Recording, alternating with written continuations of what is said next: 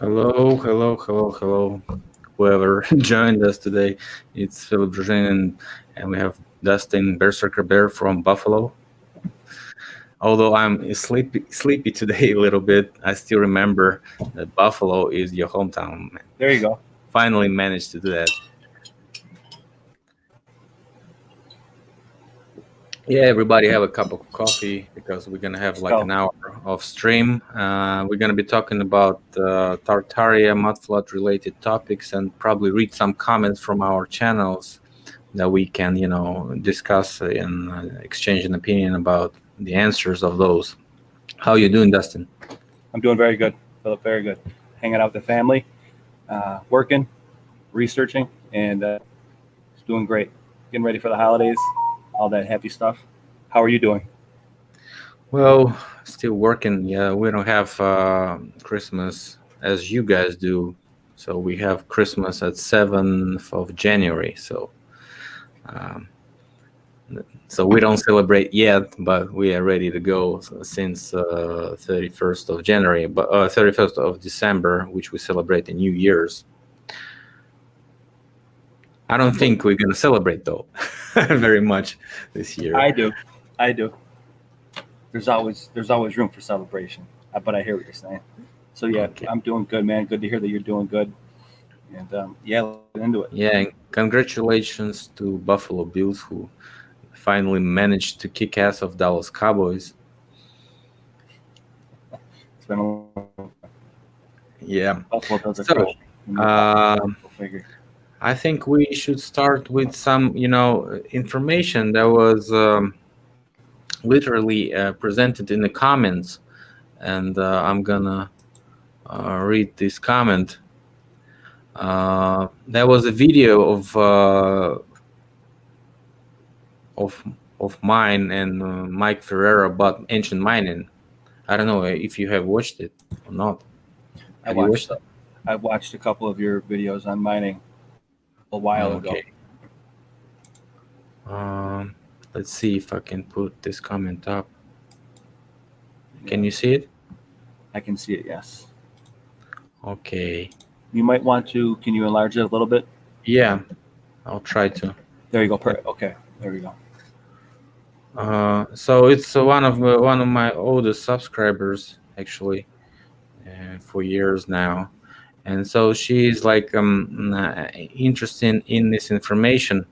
Mike was presenting the information that some type of electric discharge can create a star force shape or abbreviation if that is comfortable for anyone. So, and she's thinking that shapes are fractal geometry. What do you think about fractal geometry? I think that's more of a possibility of what the actual true nature of things are on a microscopic level than what they would call Planck time. So they would say. So I would say, I believe in fractal. Now that I've been presented with the information about it, I agree with. Well, that's an interesting take for sure on how they're formed. I believe in fractals for sure, and to I guess a good counterpoint to that in astrophysics, or at least study of nuclear science, is what you call Planck time or quantum foam. Yeah. So yeah, I think the nature of things is fractals. I agree with what you're saying. As far as them creating star forts, that's some serious gravy there. And I'd like to get it. Yeah, what else does it say? So she thinks how it was hardened is another important question. So I think I can answer with that. So I mean, if that is some device that can create some shape or terraforming on the ground, like we saw the Nazca plateau when we see like several drawings of something, right? Or maybe lines that could represent a sound wave, or I don't know, laser wave, whatever the device was, right? So it could be also so-called aligning or you know creating this regulation of the device when they test it on different surfaces. And so they when they do that, they create a shape or something so they can be sure the device works well. for example, in acoustic intelligence of the ground, of the soil, what kind of resources does it have? Do you have to, what kind of, ancient mining methods you can apply to this or that area? And for example, or you can also, use that in a different, not only sound, but magnetic intelligence, right? So Like a magnetic, diagnostic, like a yeah. diagnostic. So they do this with geological and seismic research. Have you heard about seismic research, right? When they put all these devices in the ground, ignite some sound wave and see how these seismic waves and seismic layers affect itself. So I mean, that could be different devices. So we don't know what the miners used to use, and that is only a proposition, only the theory. The mining theory itself undermines all other theories because it's working a lot more factical. You can really represent it right now in current technologies of mining and compare the byproducts of supposed previous mining with the byproducts of current mining, compare the methods, compare the tracks, compare the traces. That's why we are in this theory as a theory number one, for example. What do you think about this mining theory? Fascinating. I think I understand the general gist of it. Like, if it is a diagnostic, if they have that tech to be able to do that, see if the ground is feasible for mining a certain rare earth mineral or something, and the mechanism that is used for that, or the tech that's used for that diagnostic test, actually may cause the star force itself because of how geometrically symmetrical that it is. That's I mean, certainly nothing can be taken off the table, and that's a great insight. What's the first thing if it's a shock from, like, how they say sometimes lightning comes up from the ground or whatever type of, think of even those sprites that happen on top of the clouds. They're called sprites that actually are like go up a couple miles, and they have only fairly recently found those things, like 10, 15 years ago. When lightning storms are happening, there's sprites that happen on the top. And maybe you've had videos about that before, Philip. But they actually be hitting the firmament or whatever. They're called sprites, and they look green or red.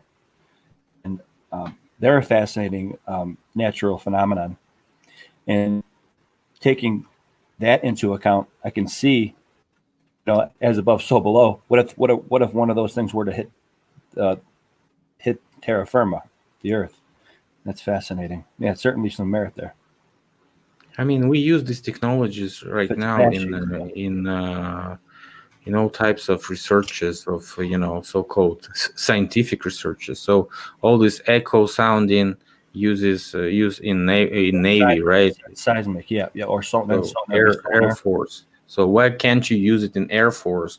And so they probably use it. And I've heard they have these special equipment even to deactivate the area. Let me see though. They seem to be made of brick though. How would they turn into brick? Would they solidify? That's an easy. You just have to understand what is the first thing you do when you start the construction of any type. You go to the landscape, you measure the things. What if you have an aircraft that can do this for you and create all this shape for you? That you're supposed to do it on the ground, but it creates it virtually in some type of 3D environment and creates the shape for you. Right. And similar to almost, I think of it like, I literally, because I just real quickly think of like the game Assassin's Creed, because they had that 3D virtual thing loaded in, like a simulation, almost like they can use that as a tool to virtually explore a place that they're trying to mark the tracks of the future construction, and so it creates the area with a firm foundation, because if that beam affects the mud or whatever is on the ground, it can make it change the physical qualities of it and become firm. Absolutely, and that could become a perfect basement for the future foundations and of the star fort. This is how you create the map on the land, literally from the air, which is a lot faster to do, right? So I think that is a very very good idea to do it from the air. That's great insight right there. Yeah. Yeah. The second question that she mentions is fascists. Martin exposed, because we touched fascists on some issue during that chat, and Now, probably is she referring to Martin Liedtke, I presume? yeah, probably she does, because what I have researched on fascists, that was long before I've heard about Martin Liedtke or anyone else, long before I started this channel. Fascist is literally fascina. Fascina is Italian word, right? So it's it's some type of thing that the fascists used as symbolism, right? So because the fascism itself was created in Italy, not in Germany, so that's why. Oh boy, you're Yeah. gonna get some comments on that one from the.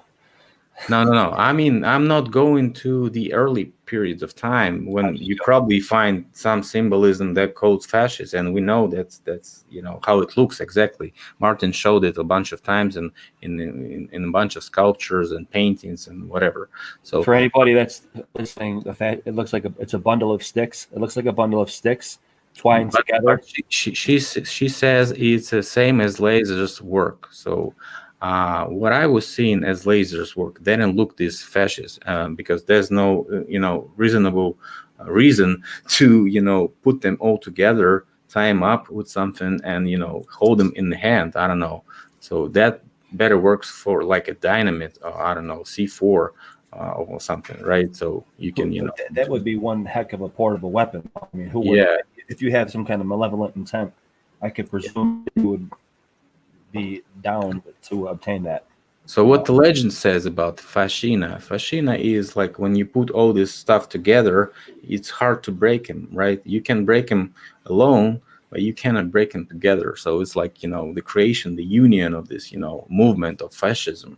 Now there's an American story about that with Benjamin Franklin. I believe it was Benjamin Franklin when he's sitting around with in Congress with his, I forget who he was with. He made the example of when they were trying to do whatever they were doing with the natives, indigenous here. And he made the example, a very distinct example. And I remember we were watching a video of this, I think in elementary school. He took one arrow from, a native tribe, and he broke it in half. And he got 5 of them. Couldn't break it. And just where he came from. He came from Europe, and all this stuff is old Italian and Roman legend, I would say, because it has origins from so-called Roman times, and so definitely it was a local thing. So that's why all the Europe knew it, of course, because exchange of information is very fast in case of those legends, and legends are very similar in different nations. By the way, I'm not sure Benjamin was. If he was European, he did go to France for quite a few years, that's for sure. And Trump's. Well, if he was not European, he was a European culture person, for example. Absolutely, so, yes, I agree for sure. Definitely, he was arriving. He was the one who arrived. Actually, he was the one who was populating the area. He wasn't the local person who was living before all these people came in. I guess one might say he was a worldly globalist at the time. Perhaps. So I don't think these fascists relate to laser in anyhow. Maybe that's some type of different technology. Maybe that's just the larger amount of explosives they can put them together. Maybe it's just an ancient legend. Who knows, actually?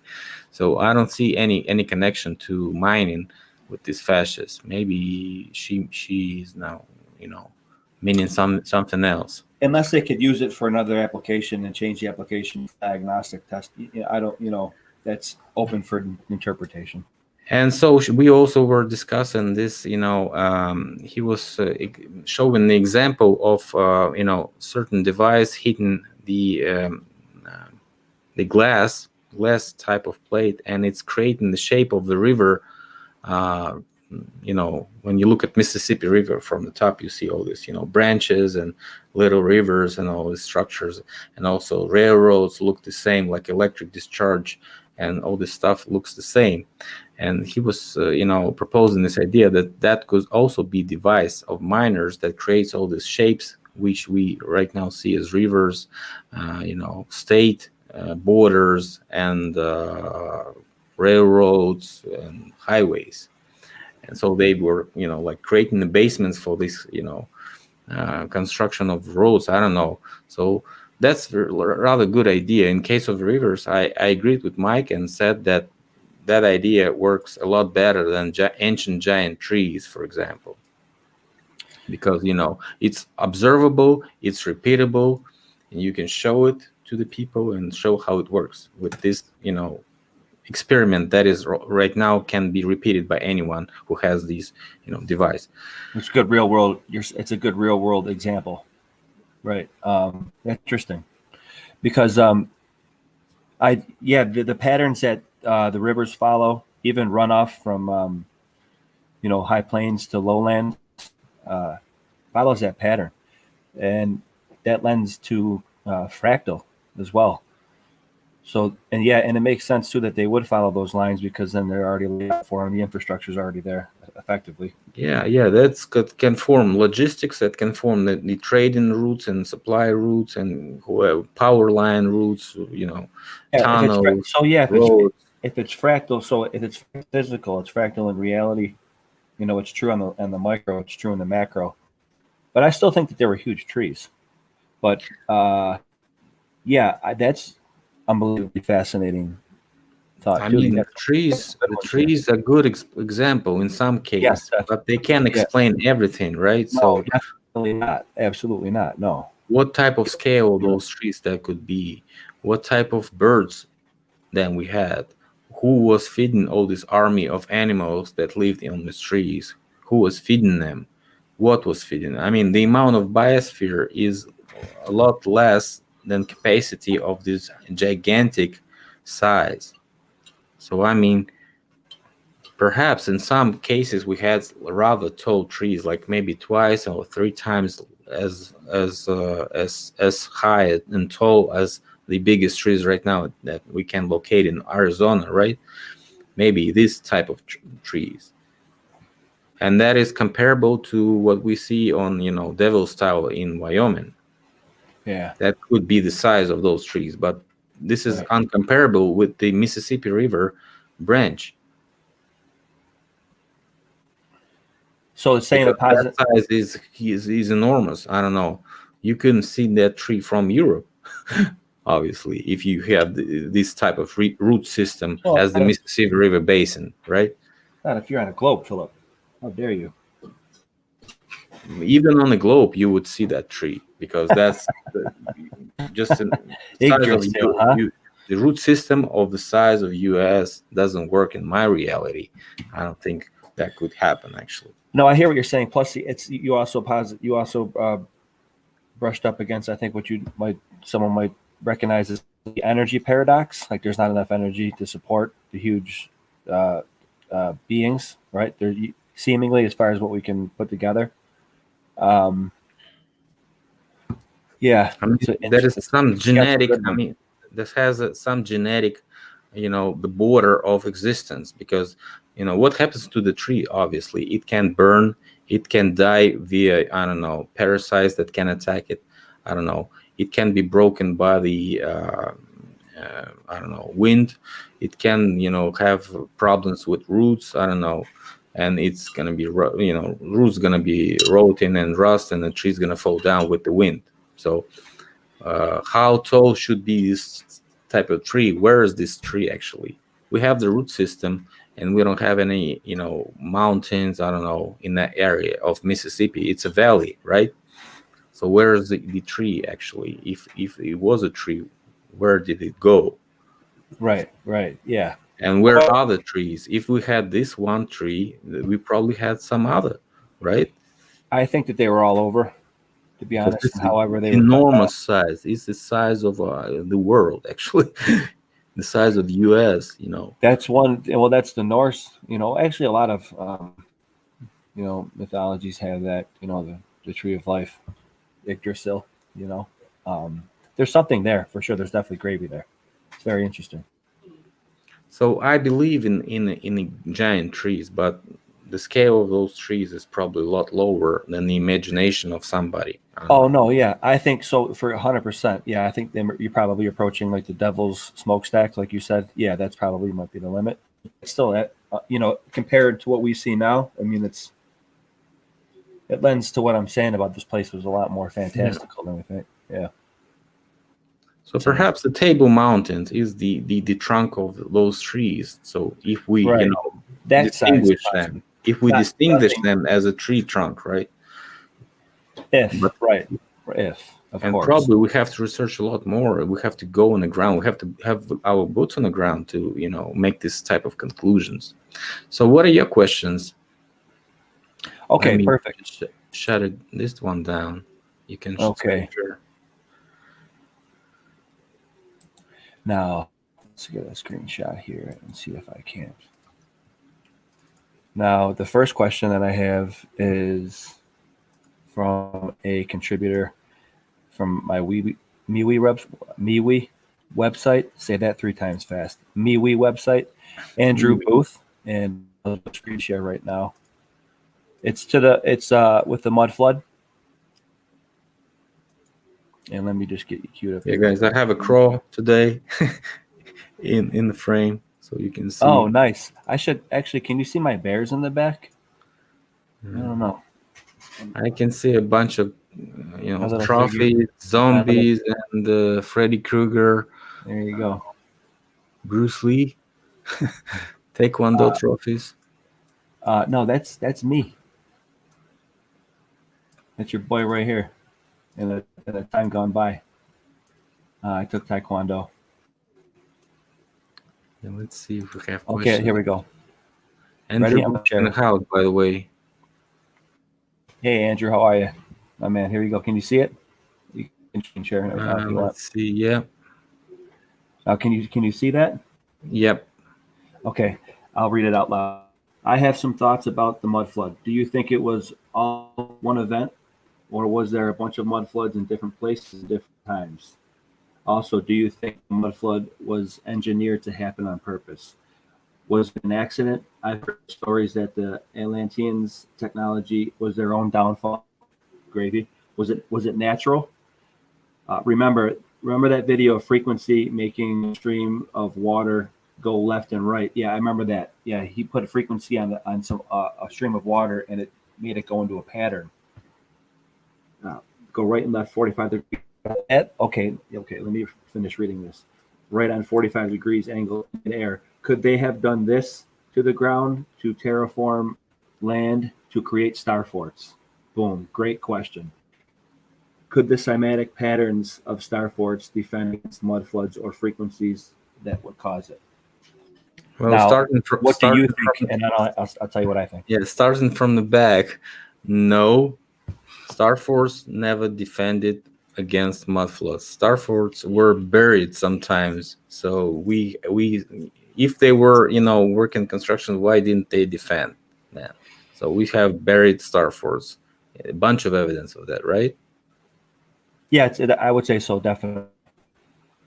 So this is definitely no. I'm saying definitely too. They're buried. I'm not agreeing with you on that. I think that they're definitely made to defend against some kind of massive force, or they could. So with the previous question, like you just said, they could have been created with that asymmetrical pattern. They have to be left on the table and scrapped, though. Yeah, I certainly don't think that it's the mainstream what they're saying. They're bastion forts, so there's no.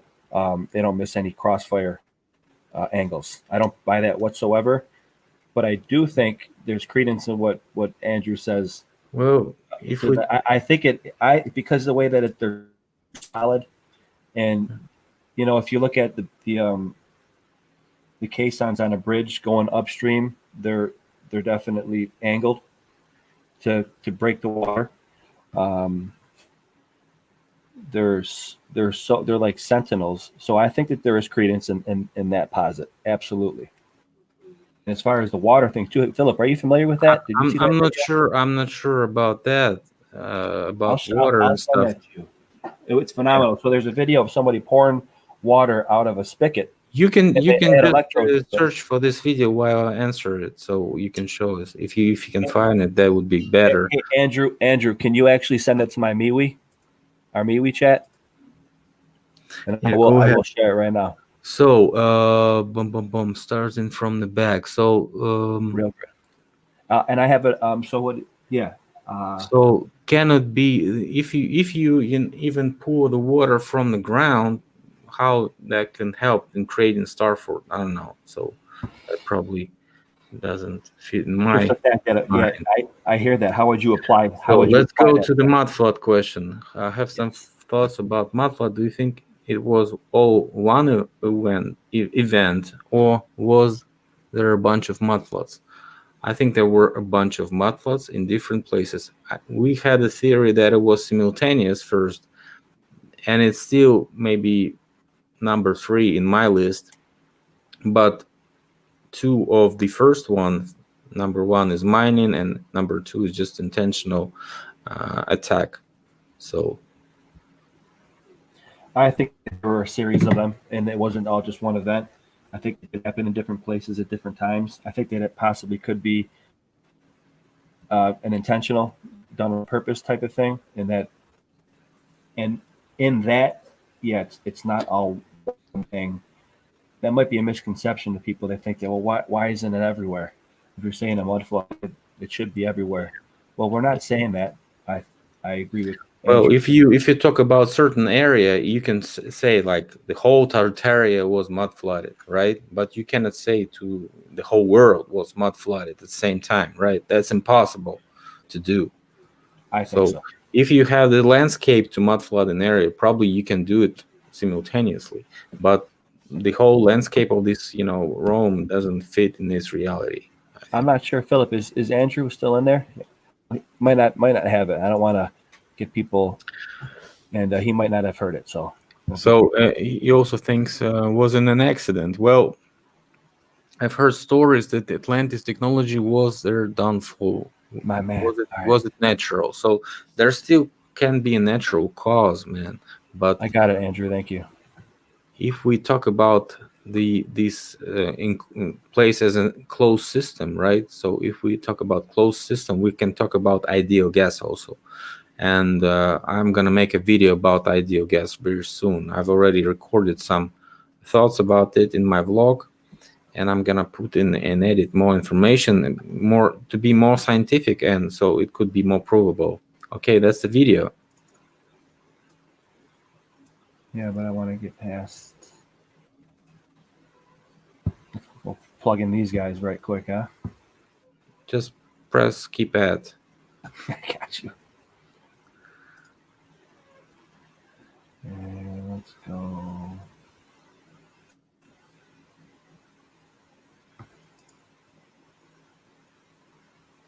There you go. All right, what's this? Yeah. Oh, I know what you're talking about. Yeah. Interesting, right? That's very cool. Now I could see where you can deduce that. Now a common, the next logical thought would be, wow, look at that. Can you apply that tech to? I mean, I'm sure it's possible. So that was unbelievable find right there, Andrew. Yeah. Very, very interesting. Amazing water. Okay. Very number 2. If you're just listening, all right, there we go. Well, I don't know how that could help actually in creating Starforts, but could work in some, Yeah, look at it. I mean, well, it was creating stars. Who knows? I'm not sure how they would use that application either to do that. But it seems like they're kind of like slowly dripping out this type of Aether technology back to us a little bit, or at least not. Maybe he just put that together himself. Obviously, if you're industrious like that, you can do stuff like that in your backyard. Like it seemingly looked like that gentleman in his backyard did that, but. I'm not sure if you've been seeing the commercials lately about this new technology that's supposed to be coming out that's bigger than the 5G and internet combined type of deal. I think that they're alluding to the Aether technology, or the Aether energy, rather. So yeah, I have another question. You want to move on from that one, or did you have anything you want to say about? I think we've answered everything. Okay, Andrew, thank you for that one. Great insight, great questions. Next one is from a commenter that I have. Before you ask this question, let me also screen share one thing that is quite similar to what you're showing right now.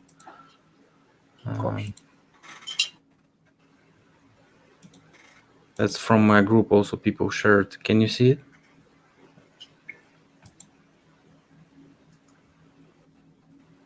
Yeah, you can see that. Not really. Yeah, I can see the hole in the was it hole in the rock? Let's see. Yeah, just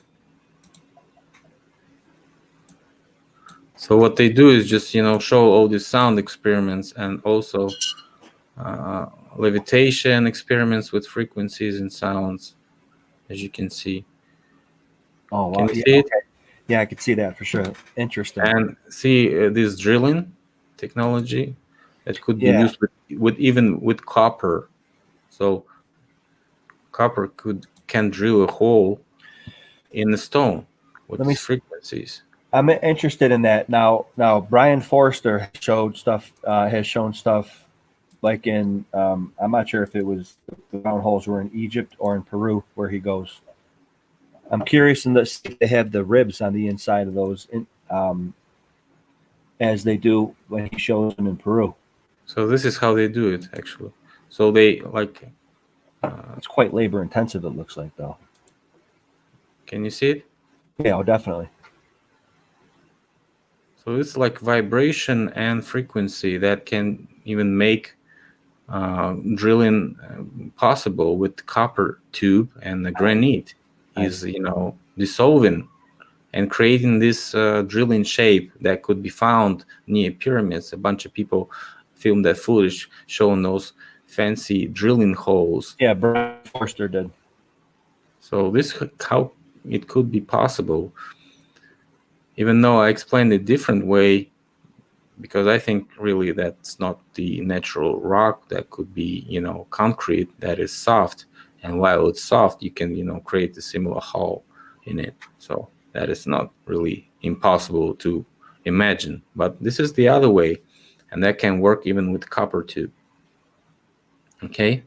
Yeah, them holes look exactly like the ones that Brian Forster shows and that are in Egypt for sure. Do you ever see the footage of them dropping I think maybe a metal bolt through a copper tube? It is, and it drops at a slower rate. Perhaps I have seen a bunch of crazy videos.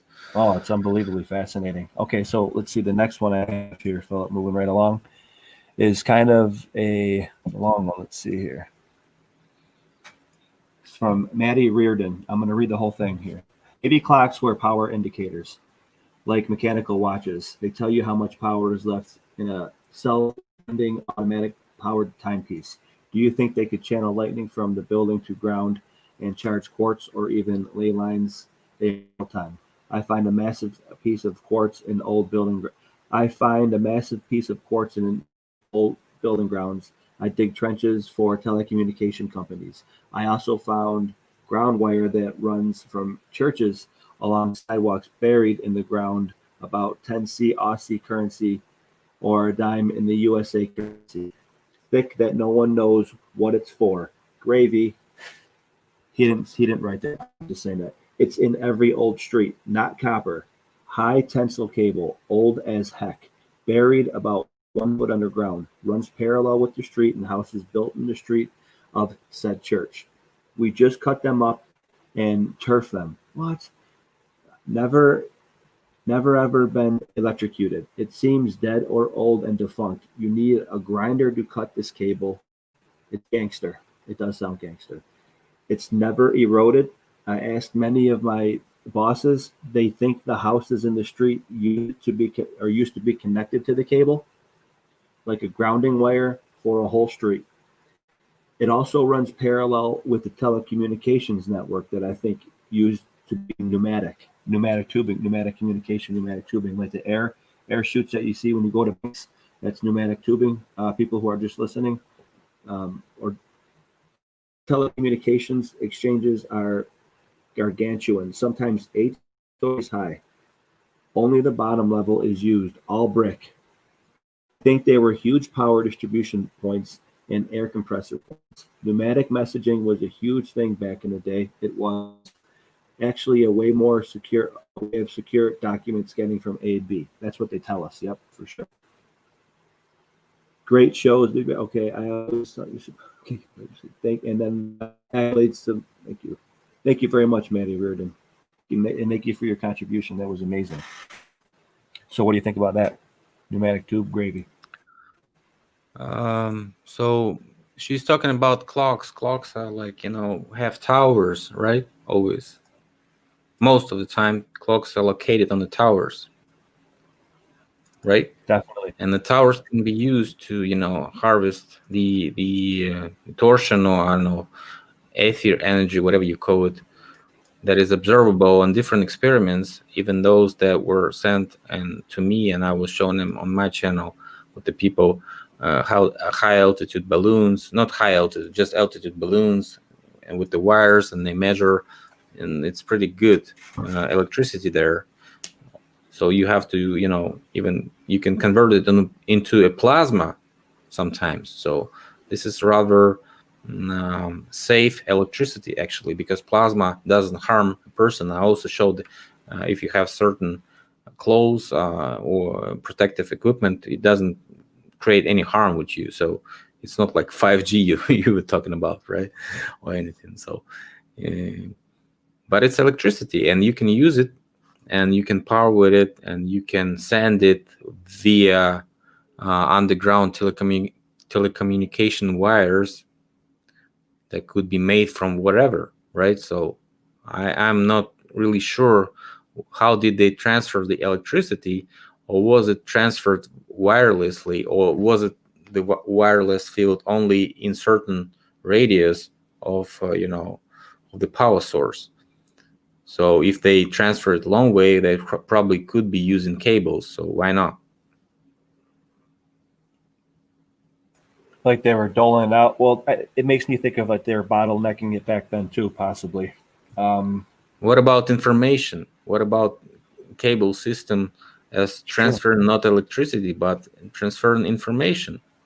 Good point. Because what we see in churches that could be used as internet devices or telecommunication devices that can project some certain visuals to those who observe it inside this facility, and maybe actually communicating with some heavenly gods, right? Right, and I think so effectively what. And again, thank you, Maddie Reardon, for that comment. I think he's explaining that they're finding evidence of that. And you know what it also makes me think of, Philip, is if you're when the prism video that we talked about that, there were also in a lot of those pictures, those tubes coming up next to the in the ground, the sidewalk lights. I wonder if those, and remember I asked you typing, and we thought possibly it could have been for gas and everything. Maybe it has to do with that. Those other cables that the telecommunications company had no idea what they are. Absolutely mind-blowing. Yeah, and concerning the pneumatic systems, pneumatic transportation system that could be run underground, and the tunnels that still could be found have this diameter that is, correlating with the possible, capsules or, trains that could be sent in those tunnels containing both humans or packages or, transportations. Whatever, vehicles, even, I don't know, equipment, anything. So even mail, I hope they didn't transfer ballots that fast that we had this year. How dare you? That's but great. Definitely they can use this ancient transportation system right now, and that can be explained to those who seek, and they will find. There's pneumatic tubes are very interesting. They weren't just sending correspondence in paper. They were doing whole like train cars. There was one I think off the top of my head. They had a full functioning one. It might still be there. in New York City, pneumatic or the old subway. I think it's right next. I think I was talking to one of a fellow researcher friend of mine, Full Metal Jacket Bear, Rome. He's a maintenance building guy. He's in New York City, and he sees all this stuff when he works in the buildings in the Bronx, and he has all this brickwork and stonework in the basements of these places that he works at.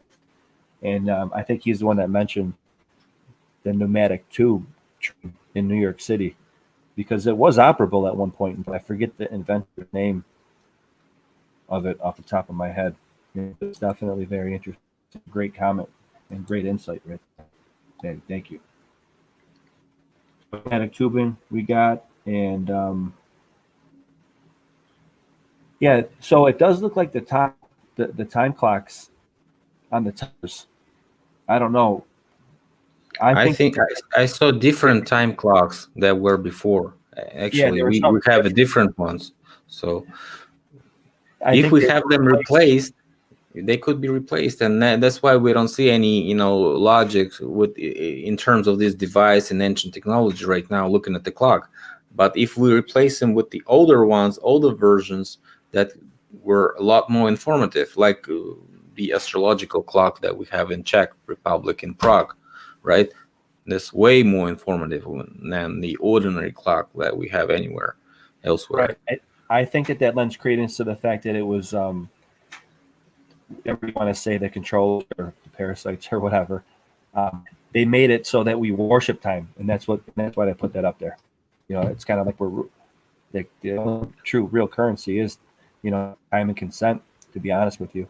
So when you boil it all down to the way they look at things. So, and what do they have everywhere? Do we have everywhere? A 24-hour clock, because they parcel everything down. So yeah, that's a great insight there. I think that the clocks definitely replaced something previous, whether it had something to do with the Aether energy or showing people how to learn, being autodidactic. Yeah, Philip, that's great insight there. Who do you guys think are shills? Nice question in the chat. Do you have any supposed shills in your life? I can't see the chat, Philip. Can you share it with me? You just stop screen sharing because that's why. Okay. And return to. I got one more question. Okay. Let's go. You gave me homework, man. You gave me 3 questions. Yeah, let's go. Okay. I'll do it. This is the one that's kind of. Oh, Maddie shows us again. So this is from commenter 369. Comes from a video that I did, I think, that has a round tank of water in it. Or one of those round circles that have it's a pool of water. That round tank in the ground is probably a mixing tank. Or with all the damp course, it could have been a desalination tank. The damp course would be to stop the salt eating the concrete. When I was Calgary, the rules with were industry first and towns people after. Desalination for industry is different to desalination for drinking. They've been treating sewage and sending it back to your house for years. And the only thing that they can filter out is the estrogen. Too much estrogen can't be coming through the tap. Not everyone. Okay, this has to do with. I think it doesn't look like it's in video. I think he's talking about hormone therapy that we all get through the estrogen via water supply. Let me now. Maddie Rear, the other guy that just did the previous comment, replied and said tanks were used for pressurized water for steam power. That's what I wanted to get to effectively.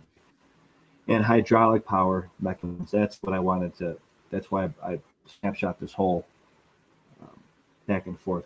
Train room gates are a perfect example of a hydraulic powered system. It would run both sides of the tracks and platform stations used to be either power stations or hydro stations, part of a much larger network. And that's what I wanted to get into. Maddie, then last, I'm not sure how much pressurized water a tank with no lid can hold. Salt taken out of it before the water steam engine. I don't know.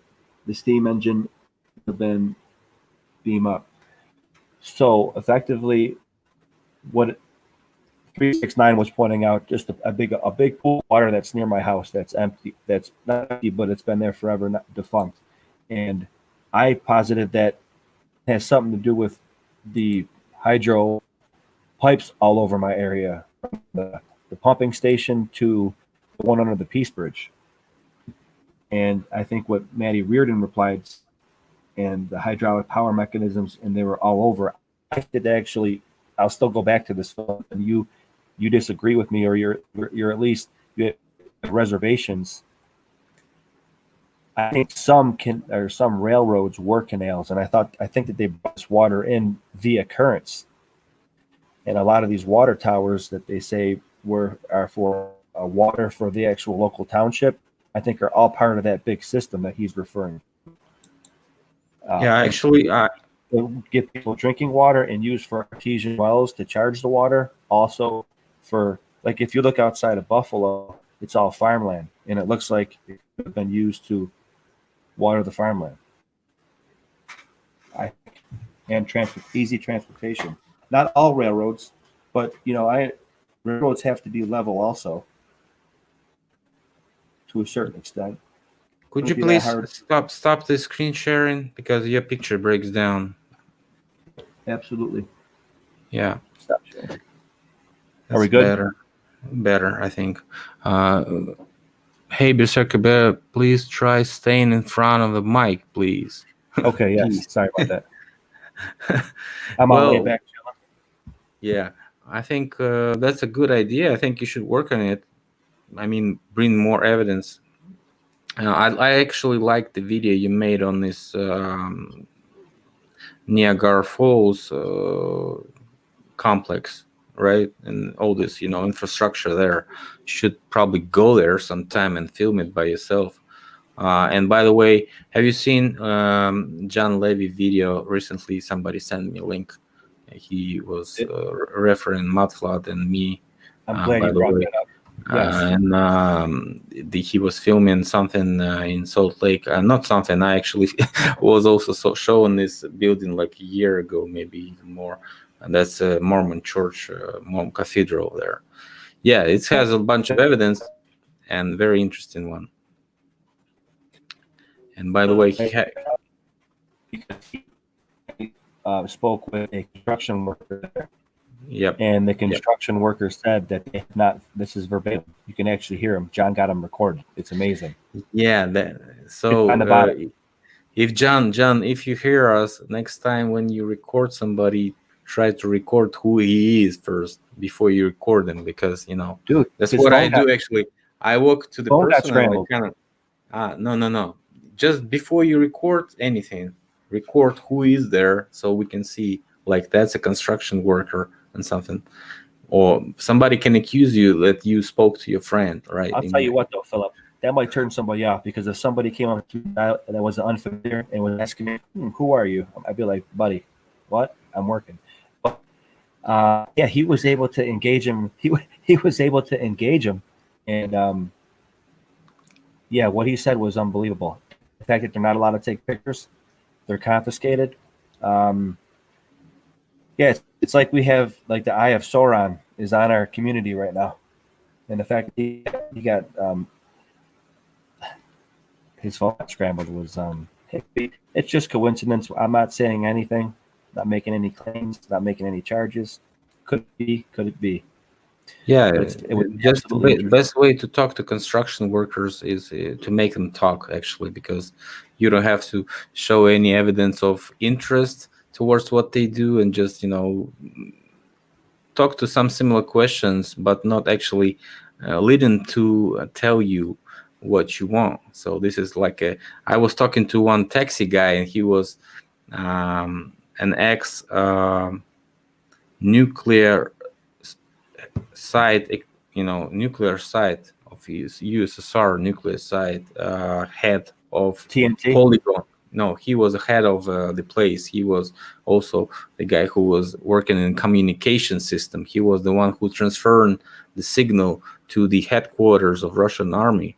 and Oh, he wow. was like the one who was reporting about this or that experiment that was taking place on that site. And so he also tested underground explosives, and I was talking to him about different stuff, and I was like talking this way or that way, and he was like, just make him speak, and he was speaking exactly what I wanted him. Just corrected him a little bit with simple questions, and that was really interesting to make him talk. Yeah, and all of them just very good talkers. They can talk and talk and talk all the way to the secret information that they not supposed to even tell you. Yeah, you get their guard down a little bit, casual conversation. Then you're like, yeah, what about that Mudflat though? Can you read this comment for me? Yeah, can we start a GoFundMe to start a group to bushwhack the world? If we can raise $20K a year and literally walk the earth with a total station surveying device, drones, ETC, etc., we can find the truth. That's a great comment right there. I hope any billionaires listening out there, we know you're astrological, and I'll cite a great scene in a great movie. Yeah, you could probably start it in the US, because I was had an experience in funding the projects in Russia. All the way we can only fund the projects that are supposed to be something related to the government activity or something historical, official. That is good to get the money from, but the other just projects just die, and you get maybe you can even get blocked, and all the money that you raised will go back to those who send it. So the word that we're looking for is called grant. Okay, research grant. Now let me for those movie buffs out there, and this is a good point also, because sometimes all you have to do is just ask. Now there's a great scene in Batman with Michael Keaton and Jack Nicholson. Okay, better Joker in my opinion than Heath Ledger. Heath Ledger plays a great Joker, but not as good as Jack. Anyway, they're at the party. Kim Basinger plays Vicky Vale, and he's at a party in Bruce Wayne's mansion, and they're looking at some huge sculptures. And Bruce Wayne comes walking in, and she's great, whatever. And they're talking about the huge room, and Alfred comes in to call Batman on a call, right? And in the course of talking, Vicky Vale's date asked Bruce Wayne for a research grant, just out of in brevity and tongue in cheek. And as Bruce Wayne was walking away, he told Alfred, "Hey, Alfred, give Knox a grant." And just like that, a research grant. Sometimes all you have to do is ask. So, if anyone listening out there and you are interested in this field of research that's me asking. Don't recall. Okay, this is from Don. We're going on to another question here. Don Mazia. Don't recall seeing stuff half melted. Question mark, exclamation point, question mark. Not sure I posited that they were half melted. If that was spoken in when we were talking back and forth, Philip and I didn't address it. Some might be half melted. I don't. I do subscribe to the theory that some of the stuff is melted. I do. Philip, I think Philip sees some examples of that. As far as Star Force, I don't know any specific examples that I have seen that I can say are straight up melted, where I would say it's definitely that. What do you say, Philip?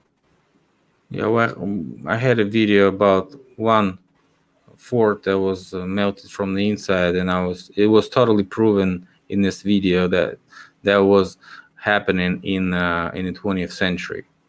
Ooh. And the original footage of that fire and so on. So and also the continuing of that video led to the explaining how rocks also melt, how do they look after melting, and everything was explained. Just go back to that video, melted buildings versus Mudflat. Let me ask you a question though. Let me ask you a question. That's a fire. A different mechanism of heat can produce a different effect, I think. Well, there is no observable melted surfaces, because melting is actually heating something to the point that it's flowing, right? If you find the original definition. If you talk about softening, that is different than melting, right? Okay, that's a distinguishing characteristic there. I get that. So sure. if you guys talking about something, some examples of something being softened, I don't know, and then it was kind of flowing, I don't know, and then I can say, why don't you take the version or theory of concrete that it was soft, then it was deformed by something, maybe even manually, I don't know, affected by something, as a concrete, as not hardened yet surface of a rock that is right now. It's malleable. So that's what I'm saying. Yep. I think that certain stages, I think that certain applications of heat, or maybe any kind of tech, I don't know, could cause bricks to expand at a certain point, like stages, and then flow once you get to certain heat. Some of them do look like they are flowing too. It's crazy. Okay, we have another question. I am the reason. Yo, into Toledo, Ohio, in 1800. It was called the Great Black Swamp. Oh, I will. Absolutely. You know what? I'll try to find an old map of Toledo in the Library of Congress. They offer those maps. My last video, I put a good link in the description for those old maps. So Toledo. And also, somebody was asking me, where's that interview that I was interviewed by the channel Nuestro de Broma. You can check it on his channel. He's probably uploading some parts of his video. So if you're Spanish speaking, you probably can see some captions there. So